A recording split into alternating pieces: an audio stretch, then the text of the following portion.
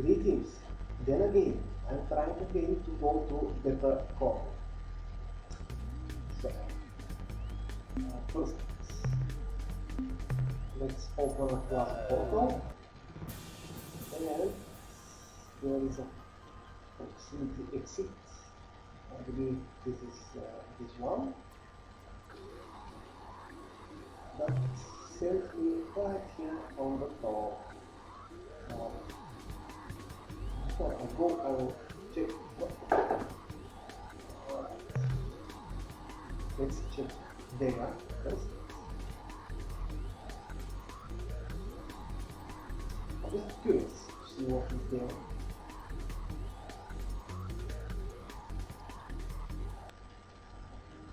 Wow, it's large.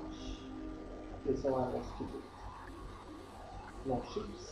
And let's go to Beta Corvi. Now I'm looking for a gas giant planet, and it is probably the red one. And I think this is the only gas giant that is interactable. Hello, visitor. Yeah. We are the Slylandro. I am content to hover, a Slylandro speaker. Your presence here fills us with excitement. Oh, We have gotten so few visitors over these many drawn. We hope you can stay to talk with us for a time. okay, let's talk. Oh, this is terribly exciting. We will be happy to tell you about ourselves if you would please do the same. You see, we Slylandro have been extremely interested in learning about the galaxy, but our physique makes us incapable of leaving our gas giant home. Therefore, we are totally reliant on our infrequent visitors to keep us informed about events outside this planetary system. And visitors usually only show up every few drawn.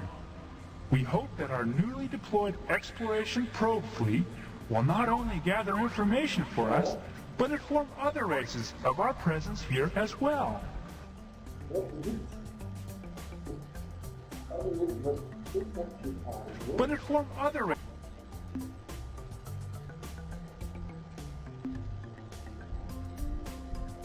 Oh my! I forgot! You creatures see in the visual range and can see our, we can't see them. What I mean to say is, they are, we use them when the male and the female, well, look, I'd rather if you didn't ask about them, okay? Especially not in front of Soul and Plummet. She's shy.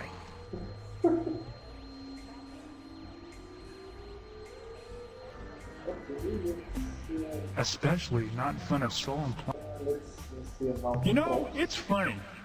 We hadn't heard from the outside galaxy in a whole Janasa. And then the Melno may come by and sell us a probe.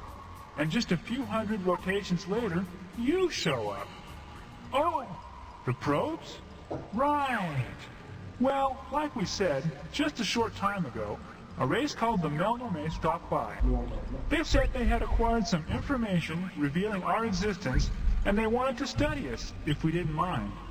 In fact, the Melno said they would pay us for the right to do so. I guess they are biology nuts or something. Anyway, in exchange for our information, they gave us a probe vessel.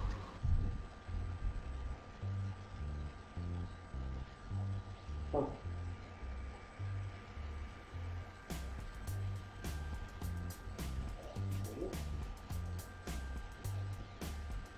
Years? Oh, you mean drawn. Well, let's see. There was the Melno just a few rotations back. Then we go all the way back over 3 drawn ago to the Urquan and the other milieu guys.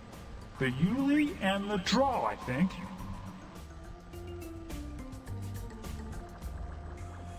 well, no, let's ask.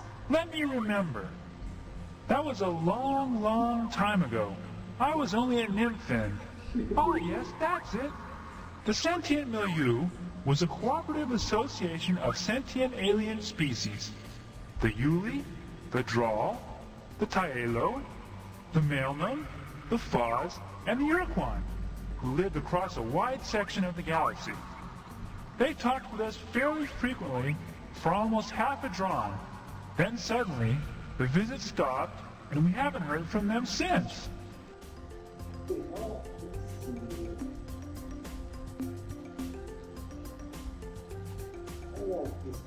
The drawn is our primary unit of time. It lasts for an interval equivalent to 4 million rotations of our planet. A drawn is subdivided into 2,000 dranasa. Now please, our turn. Will you tell us about yourselves? Yes, that seems to be the pattern. Just about everyone who comes by here says they developed on a world a lot like that. As far as we know, we're the only sentient species who's ever evolved in the atmosphere of a gas giant. Of course, from what we know, most travelers like yourselves don't have much interest in gas giants. So maybe there are others like us, Lilandro, out there somewhere. Oh. That must be great, to leave your planet and roam the stars. You don't know how monotonous living on a gas giant for 3 or 4 drawn can be. Clouds, clouds, clouds. Wind, lightning, clouds, clouds, clouds. That's it. We know a lot about clouds. If you've got any cloud questions, ask us. We have over 800 different symbolic references just to describe them. Most of the time, when we aren't eating, we hover around and talk about what the clouds look like. Of course, the only things we know about are clouds, food, and other Slilandro. So generally, that's what we think the clouds look like. Okay. Wow.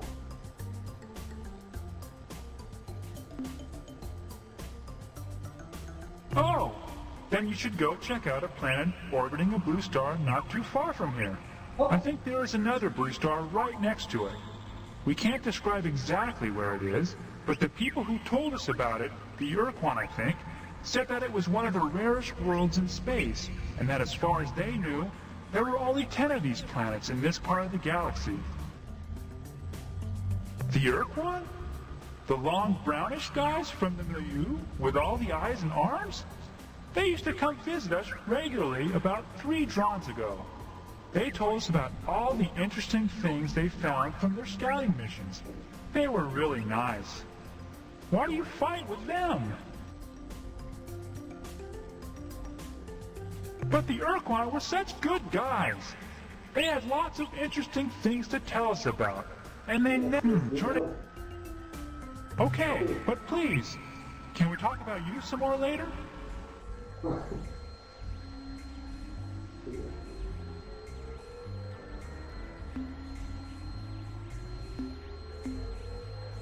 Sure, if you are interested.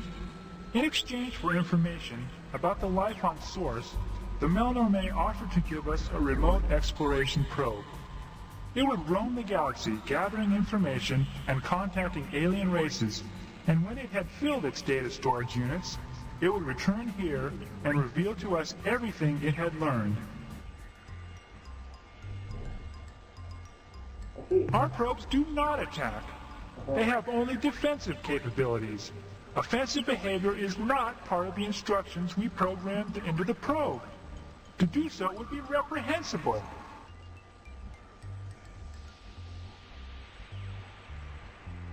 Right. Sure. What would you like to know? Okay, let's get about the phone.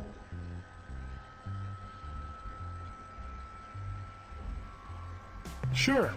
It was a difficult task for us, since we'd never done anything like that before. But for the most part, we just adjusted its standard program, which went something like scan for targets as defined in target list. If no current target, then select new target from the current targets list using specified priorities. If current position is at current target, then set current behavior to new behavior based on behavior priority settings. Perform current behavior. Okay, That's the basic program. I said it was simple, and here are the tables used by the program. Target list, with associated target priority. Space vessel, 5. Transmission source, 4. Astronomical anomaly, 3. Planet-bearing life signature, 2. Raw replication materials, 1.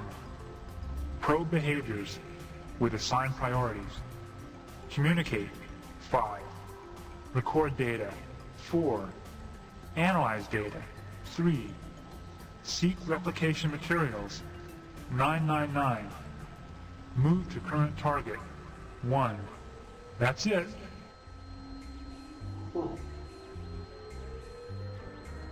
That behavior was hard-coded by the Milnorme. We couldn't mess with it. Essentially, the probe will only fire its weapons if it has been attacked and cannot communicate with the attacker. No, the probe is armed with a battery of missiles. It doesn't use its electrical discharge device in combat. What is that? That's impossible. It's inconceivable. The electrical discharge device is used only for breaking down raw replication materials into their component compounds for easy gathering. Okay. From the Milnorme Traveler Traders. It was catalog item 2418, Remote Self-Replicating Robot Explorer Probe, the economy model. The Milnorme traded it to us for data on the life on source.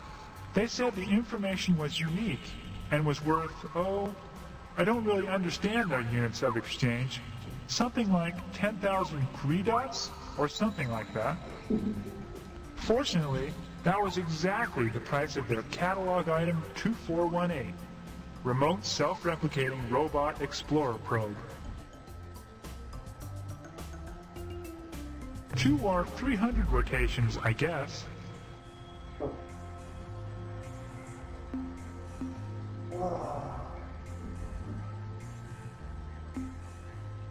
It was sent on a 500 rotation mission to seek out new life and new civilizations, to boldly go where no catalog item 2418, Remote Self-Replicating Robot Explorer Probe, had gone before.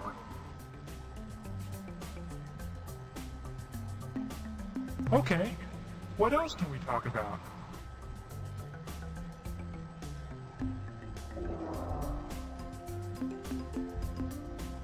Oh yeah, how could I forget? This is the really neat part. The probe was self-replicating. When it wasn't recording data, it would pulverize rocks and stuff, then suck in the debris. When it had enough raw materials, it would fabricate a duplicate of itself, which could self-replicate too. We expect the first probe to return in a few hundred rotations, and then we should see an increasing number thereafter.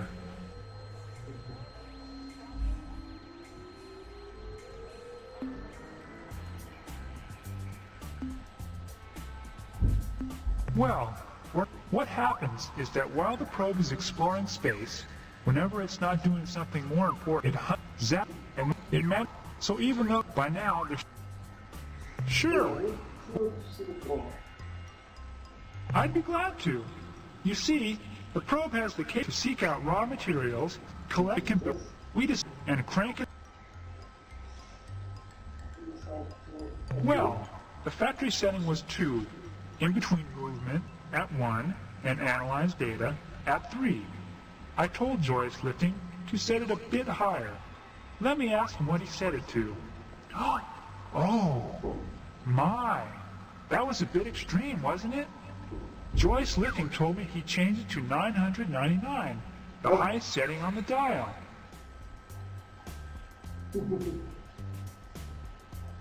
I'm pretty sure the way it works is that every time a behavior is completed or interrupted, the program selects a new behavior based on the defined behavior target priorities.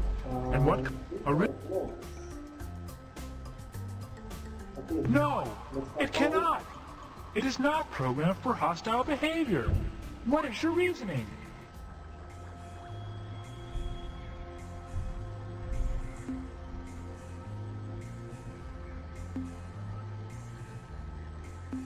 Spaceships are the probe's highest priority because we want more than anything to make friendly contact with alien races.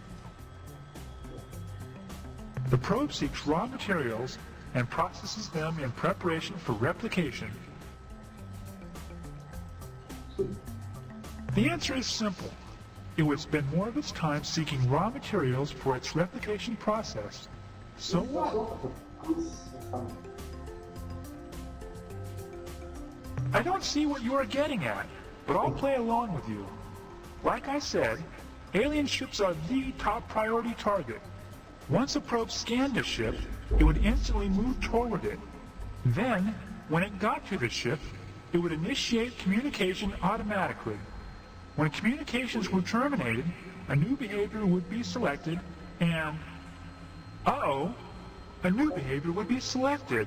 And since the replication setting was set to maximum, the probe wouldn't get time to pick a new target. It would use the current target, the ship, for raw replication materials. It would process the ship, break it into component compounds with electrical discharges. Oh no! What have we done? Traveler, you must tell us what we can do! How can we stop the probes from destroying all life in the galaxy? Right, I'm going to get the code down and destroy. No.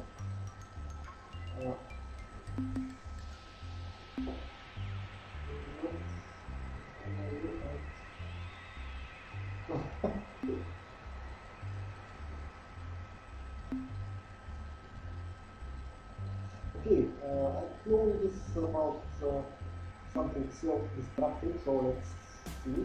Why yes, there is! You're a genius, Traveler!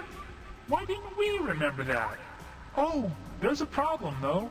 How are we going to transmit the code? Well, while we ponder that problem, at least we can give you the code sequence. That way, if you run into a probe, you can destroy it without getting shot at. Alright, so I'm getting this code.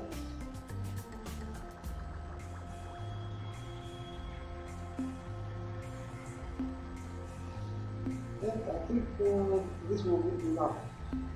But let me check. We are the Sly Landro, a race of Certainly, provided you share with us similar information. What would you like to know?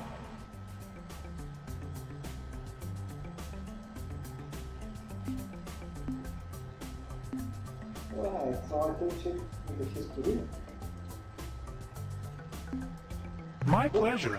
Now let's talk about you and your peoples. The players themselves. So this is for now. Goodbye, human fluid sac. That self-destruct sequence. I should be able to deal with the prompts. Meanwhile, let's check the points out.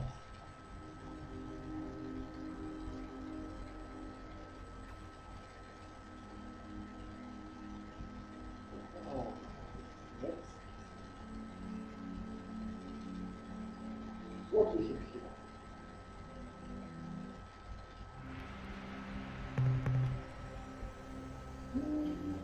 Oh, nice.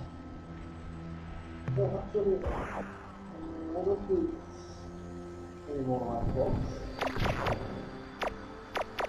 Since I got everything from here, but just in case there is some other news.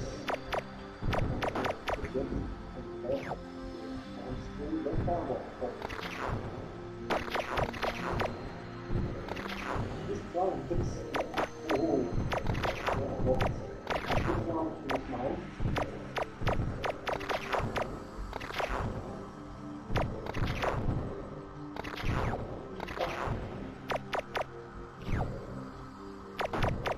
Oh, hello.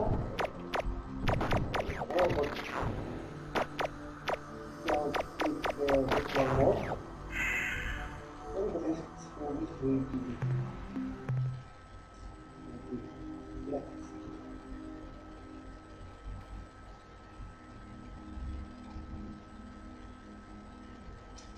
okay, next.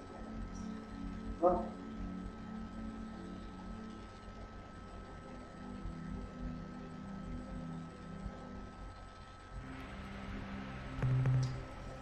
Okay, from minerals, nothing good.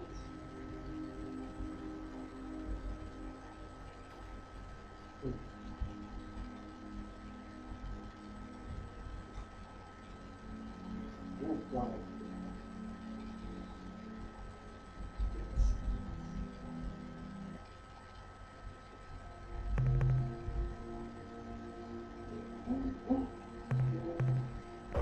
Just see what black is that.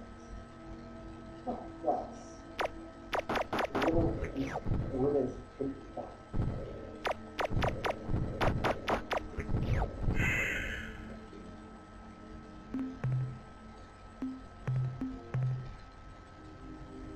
And one more.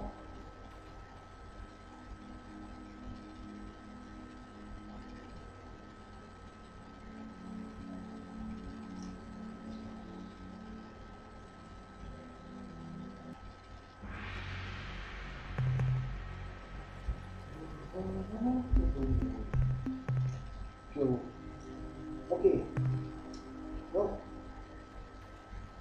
this is for now. I will continue with the Urquan Masters in the next video. Okay, thanks for watching.